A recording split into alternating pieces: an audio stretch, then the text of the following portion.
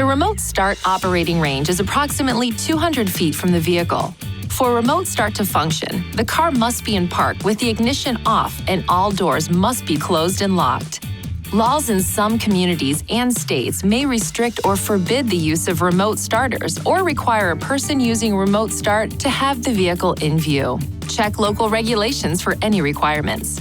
To start the vehicle remotely, press the lock button on the key fob. Then, within 5 seconds, press and hold the engine start button for at least 2 seconds. The doors will lock, the engine will start, the parking lights will turn on, and the heater and air conditioner may turn on if the system was on the last time the ignition switch was turned off.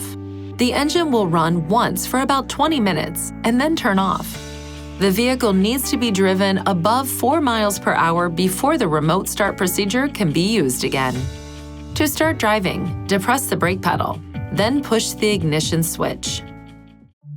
Please see your owner's manual for important safety information, system limitations, and additional operating and feature information.